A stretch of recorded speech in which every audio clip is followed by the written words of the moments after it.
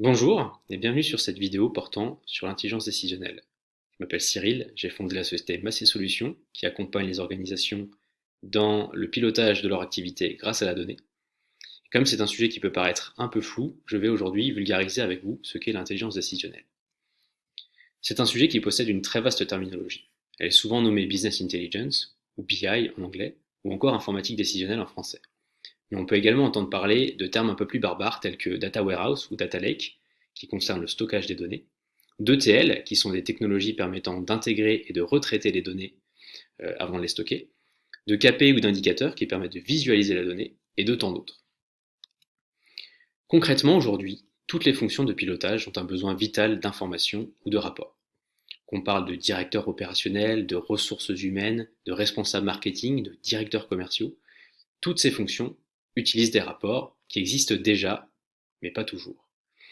Quand ces rapports existent, ils sont souvent générés à la demande, manuellement par un collaborateur, ce qui entraîne de nombreux risques, tels qu'un risque d'erreur, des rapports asynchrones, ce qui signifie qu'ils ne sont pas pris en direct par rapport à l'activité et peuvent manquer donc d'informations statiques qui ne peuvent pas être filtrées à la volée afin d'affiner les rapports, qu'il y a un délai important entre le moment où on a besoin du rapport et le moment où on l'obtient, ou enfin que cela consomme beaucoup de temps pour le collaborateur qui le prépare.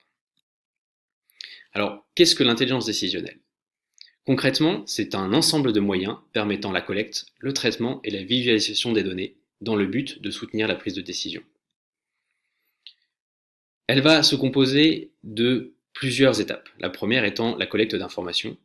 On peut parler de sources internes telles que le RP, le logiciel de gestion, le CRM qui permet de gérer la relation avec les clients, le site internet ou encore toute autre source en interne, et de sources externes telles que l'open data, donc des bases de données mises à disposition du grand public, des bases de données publiques également, hein, celles de l'État par exemple, qui peuvent être utilisées.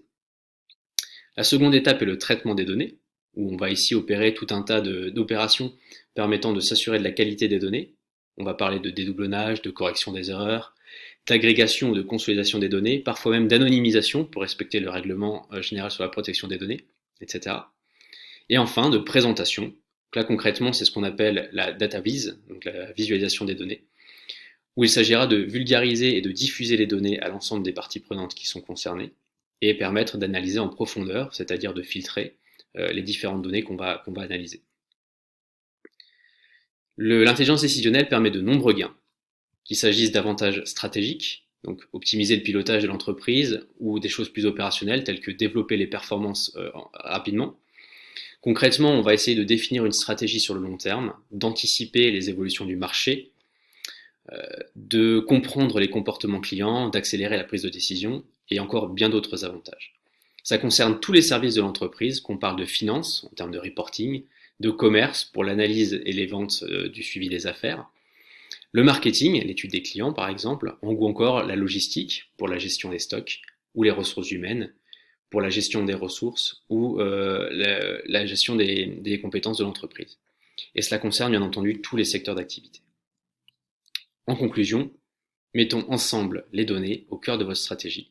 Merci d'avoir regardé cette vidéo et à bientôt.